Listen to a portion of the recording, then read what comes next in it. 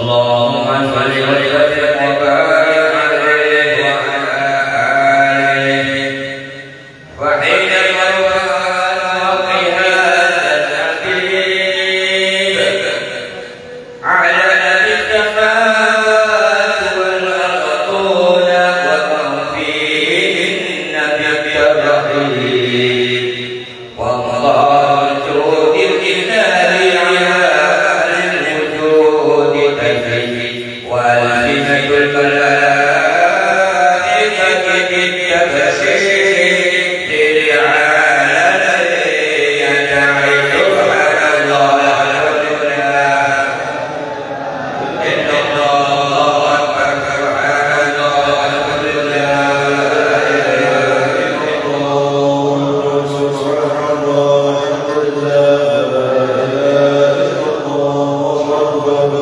والملك والملك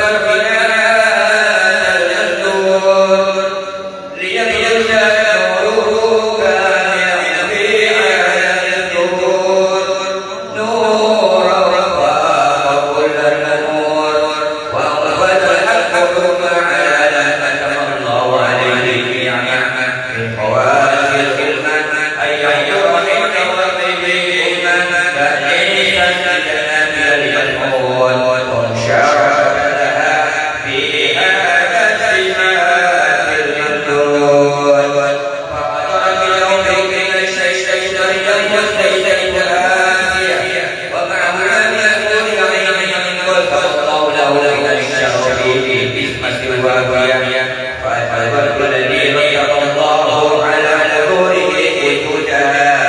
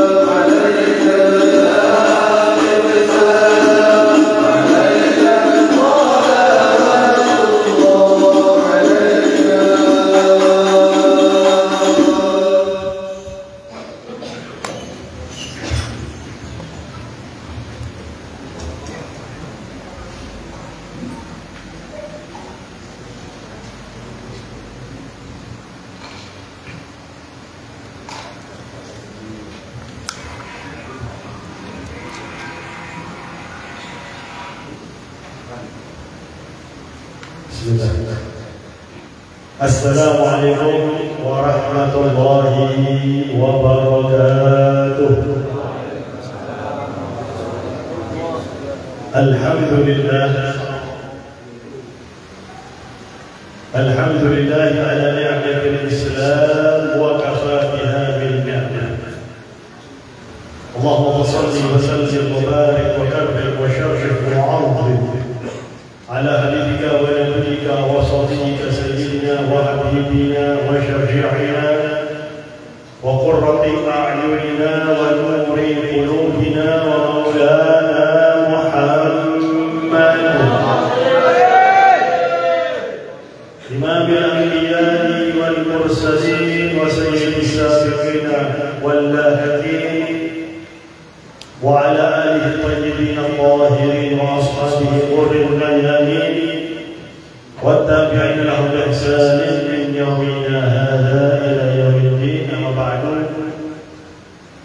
Yang saya hormati orang tua kita Al-Habib Syekh As-Segaf dari Sidoarjo, juga Al-Habib Muhammad bin Shalih Al-Habsyi yang sama-sama dari Sidoarjo, penanggung jawab Majelis Forum Silaturahim Masjid Sunan Bungkul, Kiai Haji Rukmanul Hakim asli Surabaya tapi tinggal di Bangkalan. Yang saya hormati Mas Muhammad Ridwawi, Mas Haziri, Mas Fahmi, Mas Dayat, Mas Yaya yang tadi saya juga ada hadir, segenap pengurus Majelis Forum Silaturahim Masjid Sunan Bungkul, segenap pengurus Makam Sunan Bungkul, hadirin hadirat yang kita semuanya insyaallah selalu dan senantiasa dirahmati oleh Allah. Dan tidak lupa pula takmir Masjid Sunan Bungkul.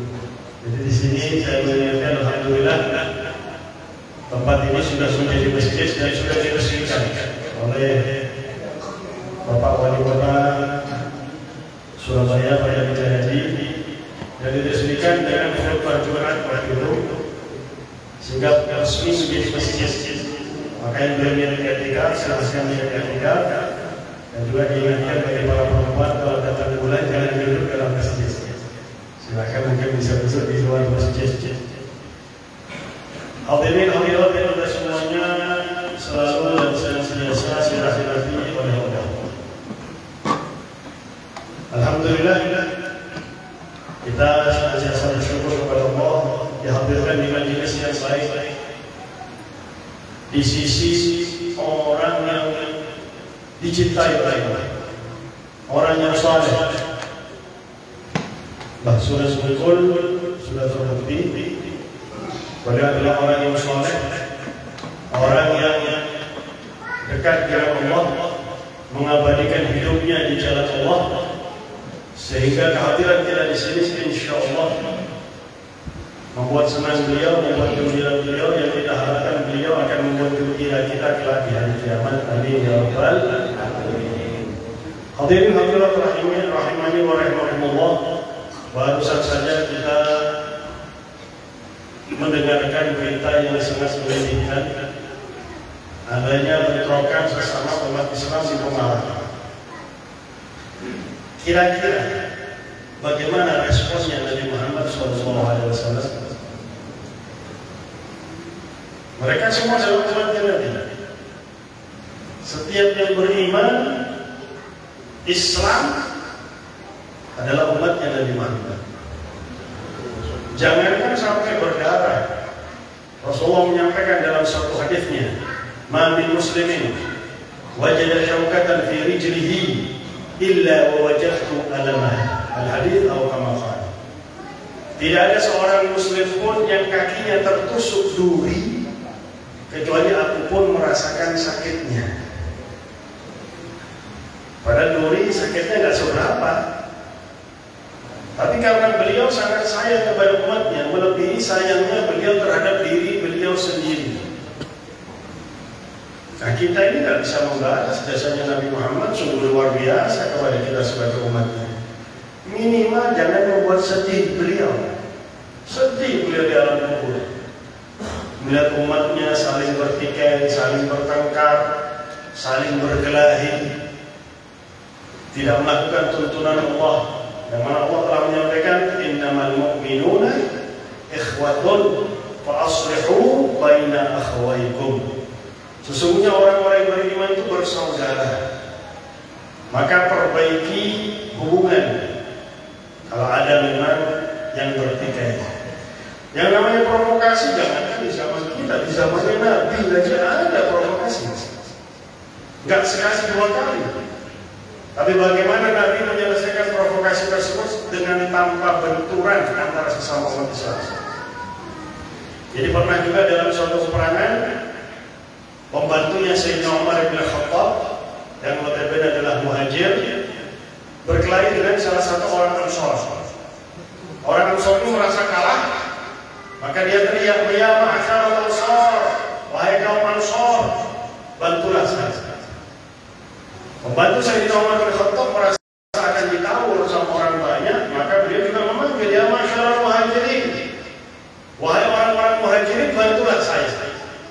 Tapi nggak semuanya, hanya beberapa orang saling berhadapan dan akan berkelahi.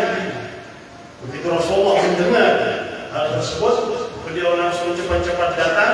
Beliau jalan di antara dua kelompok yang saling bertemu tadi sambil mengatakan, "Ma hadhihi da'watul jahiliyah." Kenapa panggilan jahiliyah ini masih ada dalam Islam?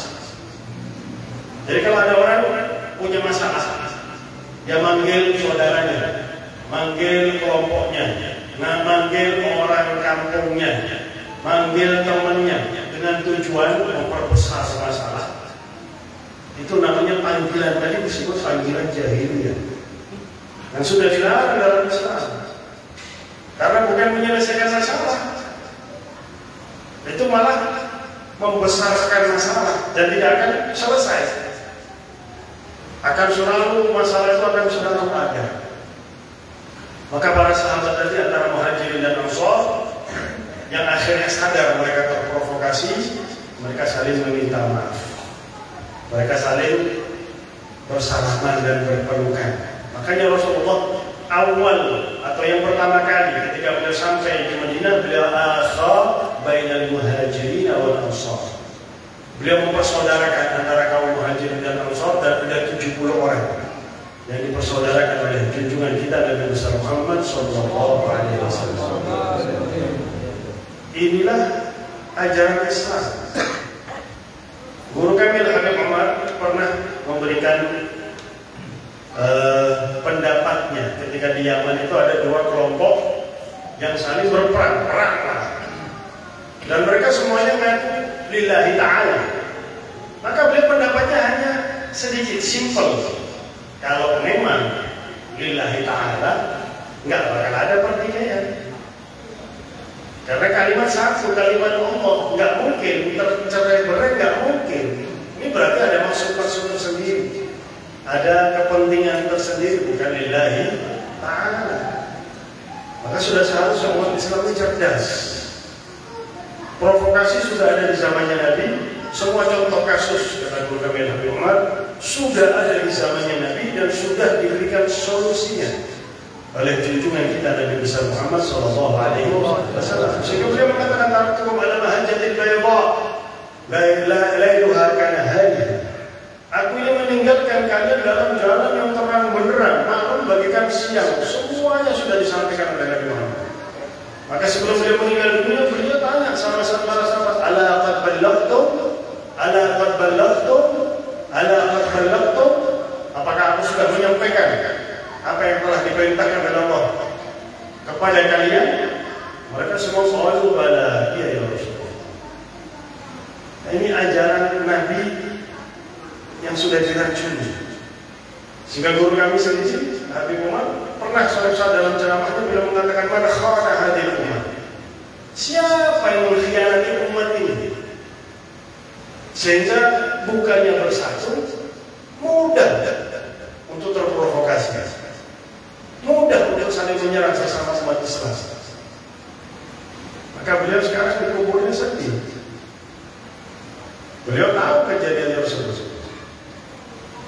tahu. Ada yang masuk rumah sakit, ada yang berdarah. Maka beliau pun merasakan sakitnya. Berapa orang yang sakit? Berapa orang yang berdarah? Berapa orang korbannya? Tidak melihat siapa yang mulai, tidak melihat siapa yang dan lain sebagainya. Jangan sampai mudah terprovokasi. Coba kita lihat bagaimana Sayyidina Hasan bin Ali bin Abi Thalib, yang mana memang ketika beliau masih kecil Rasulullah mengatakan inna bani hadza la sayyid. Anak ini adalah pemimpin, katanya beliau. Wa arju an yuslihallahu bihi bainal firqatain 'azimatain. Dan aku mengharap dengannya Allah Subhanahu wa taala bisa mendamaikan dua kelompok besar. Dan beliau juga menyampaikan di dalam hadis yang lain, khilafati min ba'di 30 sanah. Khilafati min ba'di 30 sanah. Khilafah setelah Nabi Muhammad itu 30 tahun. Dan betul, pas waktunya ketika Sayyidina Hasan memberikan tampuk kepemimpinan kepada Sayyidina Muawiyah, pas 30 tahun. Padahal ini Amirul Mukminin, pemimpin umat Islam sedunia, dan orang-orang itu tahu kalau yang megang Sayyidina Hasan pasti bagus, pasti umat Islam sedunia itu bakal baik. Tapi karena ada perlawanan dan beliau nggak mau adanya pertumpahan darah, maka beliau ngalah, memberikan tampuk kepemimpinan kepada Sayyidina Muawiyah. Ini tuntunan dari Muhammad. Jangan sampai ada satu muslim atau sesama muslim yang berkelahi. Ini tuntunan Al-Quran dan Rasulullah telah menyampaikan, la tabaghadu, jangan kalian saling membenci, wa kunu ibadallahi ikhwana, jadilah hamba Allah yang bersaudara. Kita diajarkan doa oleh Allah langsung ini, wa la taj'al fi qulubina ghillan lil ladzina amanu, jangan sampai di hati kami ya Allah ada perasaan benci bagi orang yang beriman. Jangan, meskipun bagaimanapun dia terhadap kita, kita usahakan agar kita tetap menunjukkan tuntunan Nabi Muhammad SAW kepada mereka. Salah satu cucunya Rasulullah juga Sayyidina Ali Zainal Abidin As-Sajjad, ketika ada panglima daripada Yazid bin Muawiyah yang notabene panglima perang yang ikut membunuh ayahnya Sayyidina Husain. Panglima ini ada masalah dengan pemerintahan pada saat itu, maka dia melarikan diri karena takut ditangkap, dipenjara, takut dihukum. Kemudian dalam perjalanannya dia berpikir, lebih baik saya menginap di rumahnya Ali Zainal Abidin As-Sajjad bin Husain, karena nggak mungkin mereka akan mencari saya di rumahnya Ali Zainal Abidin. Meskipun ragu, tapi mereka tahu bagaimana akhlaknya Sayyidina Ali Zainal Abidin. Datang, beliau mengatakan, ya Imam, saya ingin bertamu di rumahmu selama 3 hari 3 malam. Fadhal, ahlan wa sahlan. Dengan senyum diterima oleh Sayyidina Ali Zainal Abidin. Minum di rumahnya 3 hari 3 malam, dikasih makan dan lain sebagainya. Hari keempat dia mengatakan dia merasa sudah aman. Dan memang pasukan dari pemerintah nyari-nyari, tapi rumahnya Sayyidina Ali Zainal Abidin dilewati. Nggak mungkin orang itu bersembunyi di rumahnya ini. Dia termasuk yang membunuh bapaknya. Setelah 4 hari dia dirasa aman, dia permisi ya Imam, besok hari keempat saya akan melanjutkan perjalanan saya. Baik, marhaban. Mau nambah lagi silahkan, nggak apa-apa. Ketika besoknya dia sudah siap-siap, maka Sayyidina Ali Zainal Abidin menyuruh pembantunya untuk memenuhi kudanya dengan bekal makanan yang cukup untuk berhari-hari. Orang itu naik kuda, melihat Sayyidina Ali Zainal Abidin, tertegun dia. Sayyidina Ali bilang, katanya kamu mau jalan. Kalau kamu mau minum lagi, mau silakan, nggak apa-apa. Maka dia tanya kepada Sayyidina Ali Zainal Abidin, apakah engkau tidak tahu siapa aku? Araftuka tamaman. Saya betul-betul tahu siapa engkau. ketika pertama kali melihat Iqam. Jadi dari pertama datang ke rumahnya Sayyidina Ali sudah tahu ini termasuk salah satu panglima perang yang membunuh ayahnya Sayyidina Husain. Walakin dzak, akan tetapi hal itu yaitu engkau membunuh ayahnya Sayyidina Husain akhlaquka, itu adalah akhlaknya. Wa hadza, dan aku memuliakan kamu akhlaquna, akhlaknya kamu. Tidak ada benci meskipun kepada yang membunuh ayahnya, cuma menjelaskan itu akhlaknya sudah seperti itu. Tapi ini akhlak kami yang kami tetap menjalankan akhlak atau tuntunan Nabi, man kana yu'minu billahi wal yawmil akhir falyukrim dhaifahu. Barang siapa yang beriman kepada Allah dan hari akhir, maka dia memuliakan tamunya. Jadi dalam Islam itu nggak ada yang namanya saling membenci gara-gara beda pendapat. Gara-gara beda-beda pendapat biasa. Dari zamannya sahabat sudah ada perbedaan pendapat masalah ubudiyah, masalah fard. Sehingga ada sahabat yang meriwayatkan Nabi Muhammad sholat pakai bismillah, ada yang Nabi Muhammad sholat tanpa bismillah. Ada sahabat yang meriwayatkan Rasulullah habis angkat tangan sunnahnya antara dada dan perut, ada yang di tengah, ada yang di perut, ada yang dilepas, semua ada hadisnya. Dan perbedaan pendapat itu tidak membuat para sahabat saling benci, malah saling menghormati. Coba kita lihat bagaimana Sayyidina Al-Imam Malik punya murid namanya Sayyidina Imam Ahmad bin Hanbal. Padahal muridnya berbeda pendapat sama gurunya, termasuk masalah qunut sholat subuh, termasuk masalah bismillah dalam Al-Fatihah. Nggak ada yang Malik mengatakan, kau ini muridku, kok ini sok kepe doang aku. Masing-masing sudah sampai derajat mujtahid, boleh saja berijtihad. Maka bagaimana saling toleransi antara mereka ketika Sayyidina Imam Ahmad bin Hanbal ke rumahnya saya Imam Syafi'i sholat subuh, beliau mengaminkan qunutnya Imam Syafi'i. Ketika Imam Syafi'i sholat subuh di rumahnya Imam Ahmad bin Hanbal, beliau nggak qunut. Beliau jadi imam, beliau nggak qunut. Malah Imam Ahmad bin Hanbal itu sering memuji gurunya Imam Syafi'i. Syafi'i itu begini, Syafi'i itu begini, Syafi'i. Sampai putrinya mengatakan, Abah, engkau ini sering-sering memuji Syafi'i. Coba sekali-kali undang ke sini, aku ingin tahu sih bagaimana kelakuannya Syafi'i ini. Mana apa? Diundang makan malam oleh Imam Ahmad bin Hanbal, makan malam Imam Syafi'i. Subhanallah, putrinya tuh ngintip terus. Imam Syafi'i tidur gak menghadap kiblat. Tuh, satu poin. Poin yang kedua, Imam Ahmad bin Hanbal bangun terlebih dahulu, sholat malam terlebih dahulu, Imam Syafi'i masih tidur. Bangunnya hanya menjelang subuh. Langsung putrinya protes, Bah, paling jenengan salah, Bah. Tidurnya aja tidak ada kiblat, Bah. Terus yang kedua, Bah, kamu terlebih dahulu sudah sholat berapa kali baru dia bangun. Kamu lebih afdal daripada Syafi'i. Sebentar, wahai putriku. Habis sholat subuh, saya akan tanya, dengarkan jawabannya. Oh iya, Bah. Setelah sholat subuh ditanya Imam Syafi'i pada Imam Ahmad bin Hanbal, Kaifa namuka ya Imam? Bagaimana tidurmu wahai Imam? Imam Syafi'i muncul, alhamdulillah, engkau tuh ngasih aku makanan halal tadi malam, sehingga aku bisa tidur enak. Tapi kenapa engkau tidak menghadap kiblat?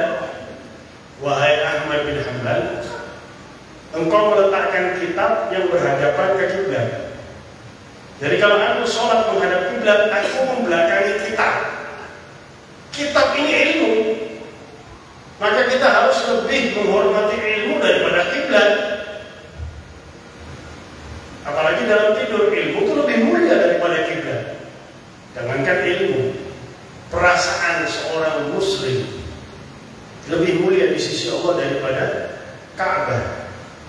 Jadi kalau kita mau menyakiti perasaan seorang muslim, lebih baik menghancurkan Ka'bah. Karena perasaan seorang muslim lebih mulia di sisi Allah daripada Ka'bah, apalagi ilmu. Putrinya dengar kami. Yang kedua, Imam, engkau tidurnya nyenyak. Iya, alhamdulillah. Engkau memberikan aku makanan halal sehingga aku dalam tidurku bisa mengeluarkan 18 hukum dari satu ayat Al-Quran. Maka Imam Ahmad bin Hanbal bilang sama putri, lihat putriku, tidurnya Syafi'i manfaat untuk umat. Sedangkan aku ibadahku kan hanya manfaat untuk diriku sendiri saja. Bisa mengeluarkan 18 hukum, 18 fatwa dari satu ayat Al-Quran dalam tidurnya. Kalau kita kan paling cuma berhayal gitu ya. Makanya kita jangan usah ikuti tafsir jalan lain. Sudah ada tafsir jalan lain. Sudah ada para ulama, para kiai. Kita ngambil ilmu dari mereka yang sangat ilmunya nyambung kepada junjungan kita Nabi besar Muhammad sallallahu alaihi wasallam. Cuman masalah kasih sayang kepada sesama umat Islam ini yang sekarang ini nggak tahu kenapa kok mulai terkikiskan, mulai hilang. Padahal dalam suatu hadis disampaikan, hadis qudsi, ar-rahimuna yarhamuhumur rahman tabaraka wa ta'ala, yarhamu man fil ardi yarhamukum man fis sama. Orang yang saling menyayangi itu akan disayangi oleh Allah Subhanahu wa ta'ala. Maka sayangilah man fil ardi, manusia apapun di atas muka bumi ini. Coba kita lihat Nabi, begitu ada jenazah Yahudi lewat di depan beliau, beliau pertama berdiri kemudian menangis. Ditanya oleh para sahabat, "Innahu Yahudi ya Rasulullah." Bosono Surabaya sebano Yahudi mati. Ya. Kadang-kadang kita salah. Kita jangan benci sama Yahudi. Kalau memang yang kita benci yang menyerang saudara kita di Palestina itu mereka. Kita memang harus ada perasaan peduli kepada sesama umat Islam. Dan kita punya doa, kita doakan agar umat Islam diberikan kemenangan oleh Allah Subhanahu wa ta'ala. Sedangkan di antara mereka sendiri, para Yahudi, meskipun di dalam Israel sendiri banyak yang tidak setuju dengan perbuatan pemerintah mereka terhadap saudara-saudara kita di Palestina. Kenapa Rasulullah berdiri ya Rasulullah kemudian menangis? Aku berdiri menghormati jenazah hamba Allah, makhluk rahmat, sayangnya Nabi Muhammad kepada hamba Allah sesuai hadis tadi. Dan aku menangis karena nafsun taqallatat min yadi ila nar. Aku menangis matinya dalam keadaan kafir. Satu jiwa lolos dari tanganku, tidak bisa aku selamatkan, masuk ke neraka. Disayangkan oleh Nabi meninggalnya dalam keadaan kafir. Jadi sudah seharusnya kita ini betul-betul memahami tuntunan Nabi Muhammad, syariatnya Nabi Muhammad. Sekali lagi saya ulang, provokasi di zamannya Nabi ada. Dari zamannya Nabi Adam ada. Nabi Adam sendiri diprovokasi sama setan, sama iblis, sehingga keluar dari surga. Akan tetapi kalau pendapat abah saya, kalau setan diusir, kalau Nabi Allah Adam dipindah ke bumi. Sebab kalau beliau di surga, beliau hanya Adam. Beliau hanya Adam. Kalau beliau nggak dipindah ke bumi juga nggak ada majelis bungkul, nggak ada. Nggak ada buat sunan-sunan bungkul, ya nggak ada. Subhanallah. Tapi ketika beliau diturunkan oleh Allah di atas muka bumi, dipindah, beliau memiliki pangkat yang tinggi. Inni ja'ilun fil ardi khalifah. Menjadi khalifahnya Allah Subhanahu wa ta'ala. Nah, terjadi provokasi antara putranya Habil dan Qabil. Sudah ada yang mau provokasi. Cuman sadar apa nggak sadar kalau itu provokasi. Harusnya kita sadar, harusnya kita lebih mengedepankan syariat Allah, syariat Nabi, tuntunan Allah, tuntunan Nabi Muhammad SAW. Jadi kalau ada yang mengatakan itu, Rasulullah diperintahkan oleh Allah untuk menghancurkan masjid yang dibangun oleh orang-orang kaum munafik. Rasulullah diperintah oleh Allah, Anda mau menghancurkan masjid, siapa yang merintah? Nggak ada perintah kita menghancurkan masjid, nggak ada. Menghancurkan rumah ibadah, nggak ada. Beliau diperintah oleh Allah Subhanahu wa Ta'ala, beliau lakukan sebagai hamba Allah, sebagai Nabi yang wajib melakukan perintahnya Allah Subhanahu wa Ta'ala. Jadi jangan sampai Nabi saja dilarang keras di dalam berdakwah. Lau kunta faddan ghalidhal qalbi lan faddu fa bi rahmatin min Allah lintalahu. Dengan rahmat dari Allah, bersikaplah lemah lembut kepada mereka.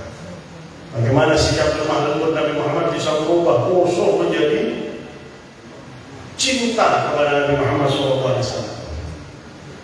Dalam satu peperangan, pemimpin pasukan musuh namanya Doktor melihat Rasulullah sendirian tidur bersandar di pohon. Wah, kesempatan saya akan bunuh Muhammad. Datang Doktor dengan pedangnya. Nabi Muhammad kaget. Lihat Doktor ada di hadapan mata beliau. Maka Doktor tanya, karena nggak ada sahabat-sahabatnya ini Nabi Muhammad, nggak ada kemana-mana dikawal tuh, nggak ada. Oh, sekarang baru punya majelis isinya 10 orang, yang awal 11 orang, atau satunya kemana? La ilaha illallah. Pakai patwa sekarang. Terus yang patwanya nggak pakai helm lagi. La ilaha illallah. Kita harus menunjukkan kita ini orang Islam yang lebih taat kepada peraturan. Karena itu yang diajarkan oleh Nabi Muhammad SAW. Nah, man yaksimuka minni, siapa yang akan melindungimu dari aku? Karena nggak ada sahabat Nabi, semuanya jauh. Nabi dengan tenang mengatakan Allah, kalimat Allah. Kalau keluar dari orang yang betul yakin dengan Allah, ikhlas kepada Allah, akan membuat orang yang ada di hadapannya bergetar, langsung gemetar terus. Pedangnya lepas, jatuh. Diambil oleh Nabi Muhammad pedangnya. Kemudian ditanya, waman ya'simuka minni ya Doktor. Sekarang siapa yang akan melindungimu dari aku, wahai Doktor? Coba kalau kita kesempatan, bos, salah itu.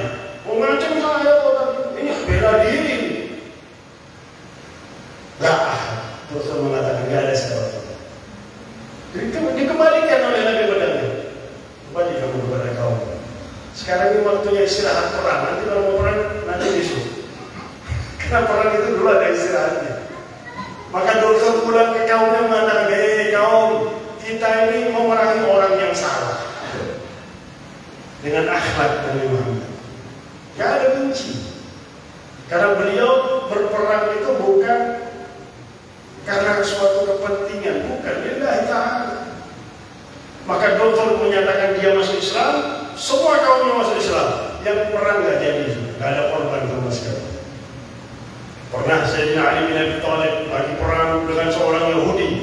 Yahudi ini jatuh dan akan disabet oleh Sayyidina Ali bin Abi Thalib. Dia meludah ke mukanya Sayyidina Ali. Ditinggal oleh Sayyidina Ali. Gak jadi. Kalau kita coba, langsung dimutilasi supaya martabat gitu sudah. Ditinggal, ditanya, Ali, kenapa mau ninggalkan aku? Kan kesempatan bunuh aku. Tadinya aku mau membunuh kamu karena Allah, ini peperangan. Tapi ketika kau meludah ke wajahku, takut tercampur emosi, rugi aku. Bunuh kamu ada emosi dalam hati. Ini tuntunannya Nabi Muhammad SAW. Bahkan kepada musuh Rasulullah gimana? Beliau ketika Fathul Makkah itu orang-orang ada yang membunuh beliau, ada yang menjebak beliau, ada yang pernah melempari batu, macam-macam di depan Nabi Muhammad semua yang pernah mengganggu Nabi Muhammad. Maka Rasulullah tanya kepada mereka, ma dhannu anni fa'ilun bikum? Ma dhannukum anni fa'ilun bikum? Menurut kalian akan aku apakan? Mereka tahu betul sifatnya Nabi Muhammad. Mereka mengatakan akhun karim wa ibnu akhi adalah saudara kami yang mulia dan anak dari saudara kami yang mulia. Nabi Muhammad SAW mengatakan, idhabu fa antum mutlaqa. Pergilah semua kalian semua bebas masuk ke dalam Islam. Yadkhuluna fi dinillahi afwaja. Bahkan di zamannya Nabi itu orang kafir memusuhi Nabi, memerangi Nabi, tahu sifatnya Nabi, tahu sifatnya para sahabat Nabi. Sehingga pada saat satu peperangan, pas masuk waktu zuhur, Nabi ngajak sahabatnya, ayo ada qomat sholat. Padahal musuh di hadapan mata, kelihatan musuh sudah siap-siap menyerang. Ada satu dari musuh mengatakan, sabar, jangan serang waktu sholat yang sekarang. Seranglah waktu sholat yang setelah ini, yaitu sholat asar. Karena waktu sholat yang setelah ini itu lebih mereka cintai daripada orang tua, anak, istri, bahkan diri mereka sendiri. Sampai-sampai musuh ini yang memerangi Nabi dan para sahabat tahu sifat sholatnya Nabi dan para sahabat. Subhanallah. Sebelum asar turun malaikat Jibril mengajarkan namanya sholatul khauf. Jadi kalau shaf pertama ruku, shaf kedua tetap berdiri. Shaf pertama i'tidal, shaf kedua ruku. Kemudian shaf pertama sujud, duduk, sujud, shaf yang kedua tetap berdiri sambil megang pedang mereka. Kalau shaf yang pertama sudah berdiri, baru shaf yang kedua sujud, duduk, sujud, berdiri. Sholatul khauf. Bahkan ketika terjadi peperangan, Nabi dan para sahabat tidak ada yang membatalkan sholat sambil perang. Allahu Akbar, sallallahu alaihi wa sallam. Subhanallah. Karena tidak mau meninggalkan sholat sama sekali. Nah, ini yang harus dipahami oleh umat Islam bersama. Makanya jangan kita jauh dari orang yang berilmu. Nabi sudah menyampaikan, kun aliman, au muta'alliman, au mustami'an, au muhibban, wala takun khamisa fatahlak. Jadilah orang alim atau penuntut ilmu. Kalau masih masa-masa bisa nuntut ilmu, bisa masuk pondok pesantren. Au mustami'an, atau mendengarkan ilmu, yang hadir majelis ilmu seperti kita sekarang ini. Karena kita sudah kerja, sudah menikah. Kalau kita mondok lagi, ya kesian istri-istri kita. Kesian anak-anak kita. Makan apa? Wajib kerja. Au muhibbah, yang keempat menjadi pecinta. Pecinta itu kadang kalau memang sempat hadir. Kalau tidak sempat, misalnya ada udzur, sakit mungkin, atau ada kesibukan, atau kesempatan bisa dapat untung banyak dari pekerjaannya, mungkin nggak hadir, tapi nyesel. Ya Allah, kenapa kok saya nggak hadir majelis kumpul ya Allah? Padahal majelisnya ya juga cuma sebulan sekali selapangan. Nyesel, itu orang cinta kepada majelis kumpul. Walau takun khamisah fatahlah. Jangan menjadi yang kelima. Siapa kelima? Bukan orang alim, bukan penuntut ilmu di pondok pesantren, bukan yang hadir majelis ilmu, bukan yang cinta kepada majelis ilmu. Semuanya berkaitan sama ini. Siapapun yang keluar dari empat, fatahlah, bakal binasa, bakal mudah terprovokasi, bakal mudah diajak oleh orang lain untuk melakukan hal yang bertentangan sama tuntunan Nabi Muhammad SAW. Terakhir, ketika dalam suatu peperangan ada sahabat Nabi mau membunuh orang ini mengucapkan asyhadu an la ilaha illallah wa asyhadu anna Muhammadar Rasulullah, tetap dibunuh. Maka dilaporkan kepada Nabi Muhammad, ya Rasulullah, ini fulan bin fulan, ini musuh mengucapkan dua kalimat syahadat, tetap dibunuh.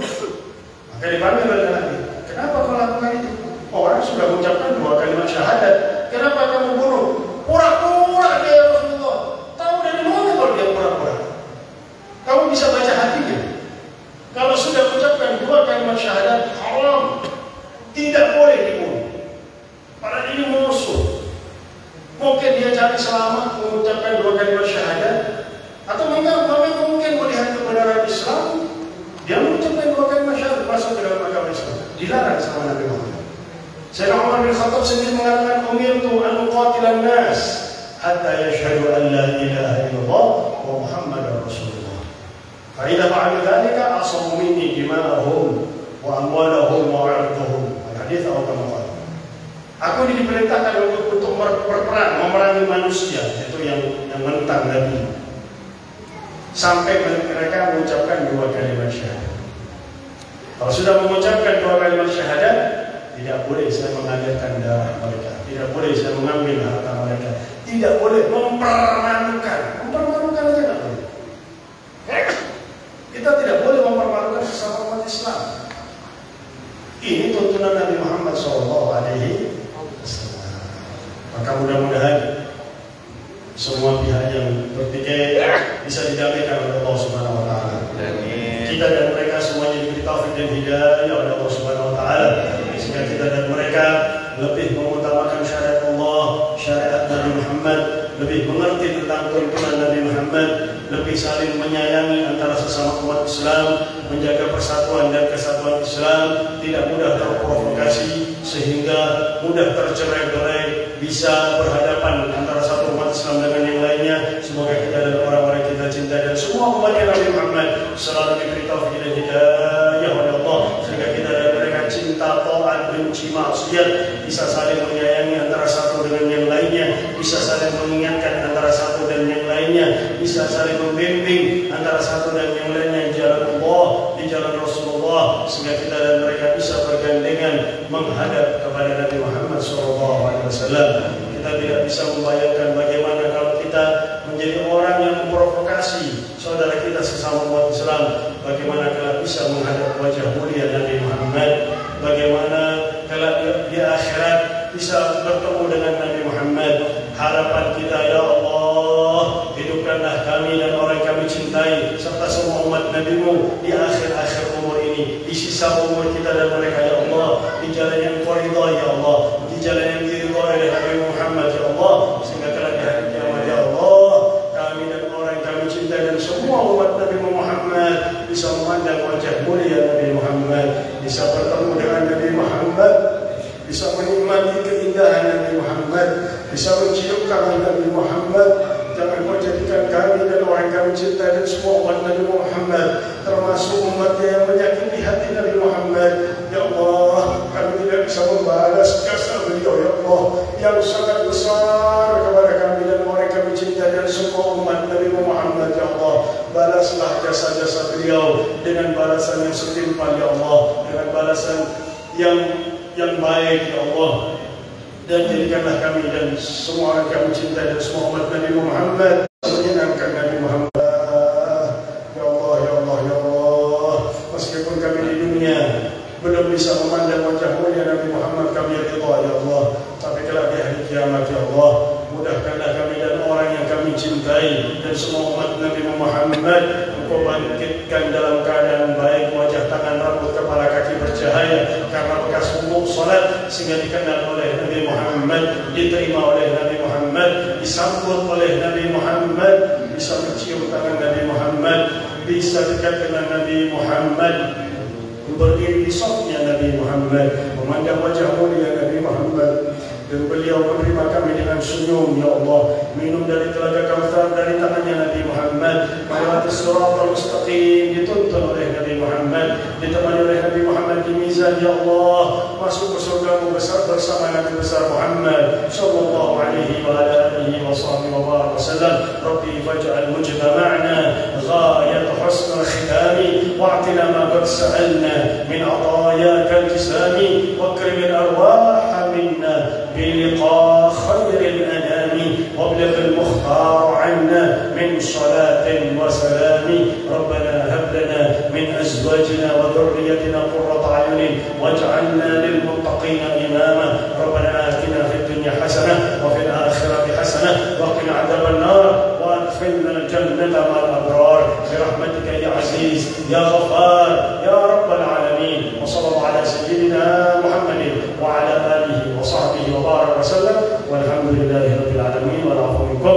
والسلام عليكم ورحمة الله وبركاته.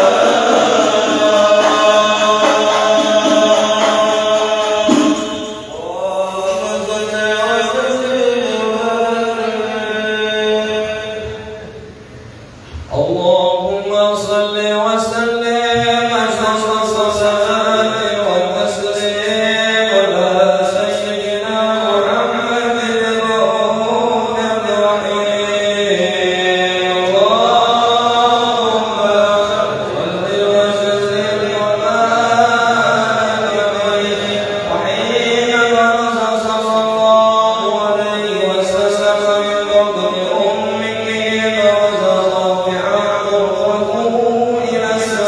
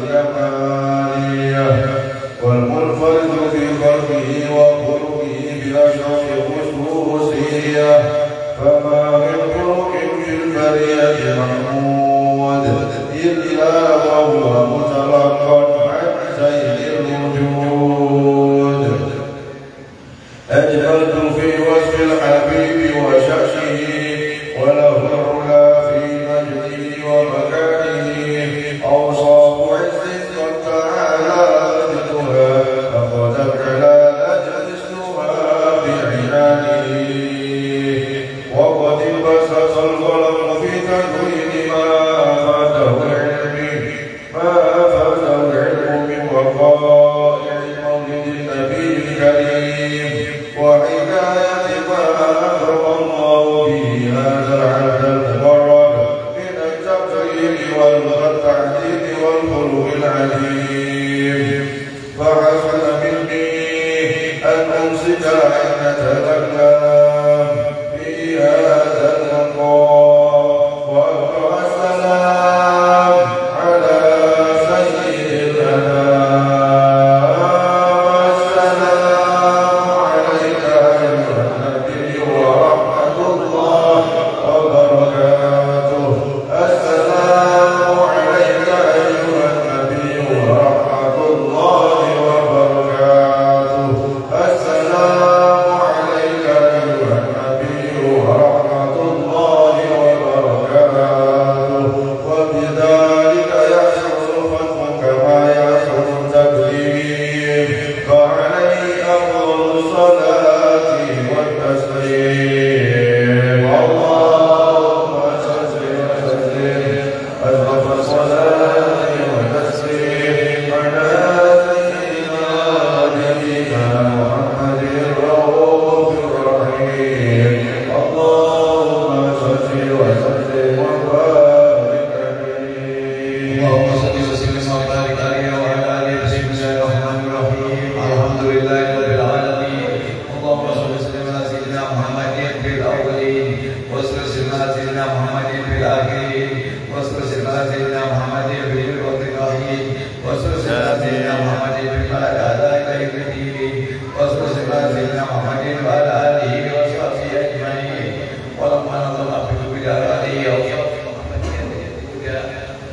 توجهت إلى الله متوسلا بسيدي وحبيبي محمد صلى الله عليه وسلم بأشهده والشكران وفي محمودها ويقضي أعمالي بالأعمال محمودا وتوجهه بالتوجيهات وخالصة وصلات موصولة الله يا من يريد وأمان وله الغافرة وعلى بقية الدهر والأمشاد بالبقاء والآخرة لا توجهت إليه يا أشرف الوسائل سيدنا عبد أصواته الآمين سيدنا محمد الذي أمت رسالة العالمين أن تصلي وتسلم على تلك الذات الكاملة مستودع أمانتك وحفيد سرك وأكبر رايتك وجه الشاملة على بالأكبر المحبوب لك والمخصص شرف أفكار في كل موطن مواجب به ومظهر كاسب إحجال عبادك وسكر كرسي سكر أليجالك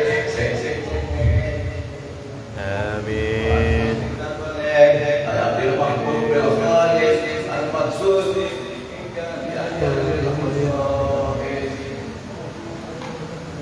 اللهم صل وسلم عليه وعلى آله وعلى آله وصحبه وعلى حضرة ربه أحبابه اللهم إنا نكلم إليك يا هذا النبي الكريم ونتوسل إليك بشرف مقام عظيم أن تغفرنا في حركاتنا وسكناتنا بأيدي عنايتك وأن تحفظنا بجميع أدوارنا وتقلباتنا بجميع رعايتك وحسن بقايتك وأن تبلغنا بشرفك إليك وإلى هذا الحبيب غاية أماننا وتقبل منا ما تهدفنا به من نياتنا وأماننا وأن تجعلنا بحضرة هذا الحبيب الهادي وبدرائك لله سالكين ولحقك وحقك من المؤدي ولأهلك من الحافظين اللهم إنا نسألك برحمتك الخاصة فلا تحرمنا وترزقنا جميلة لوصلتنا إليك ولا تهيئنا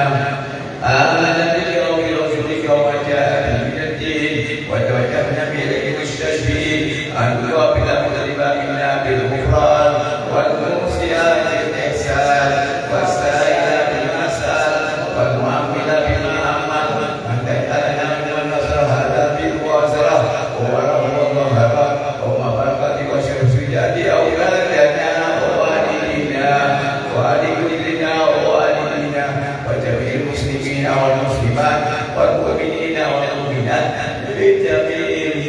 السيئات وآتنا يديك في جميع كلمة شكرا ومعنا الإسلام والإيمان بأحياء مأمورا معنا وسرورا واكشف اللهم كربة المكروبين وبدين الحليمين وتقبل توبة التائبين وانشر رحمتك لعبادك المؤمنين أجمعين واكفي شر المعتدين والظالمين واغفر لنا تلك النواحي والأبصار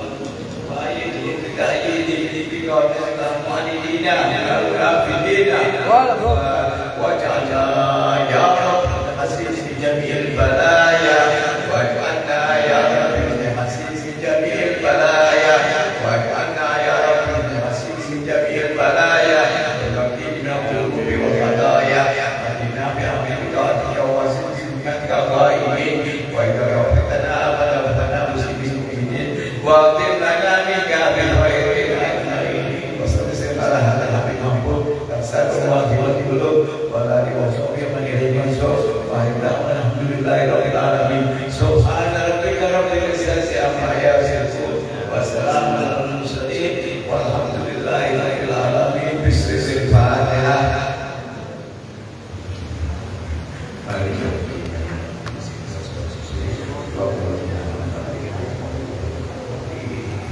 Apa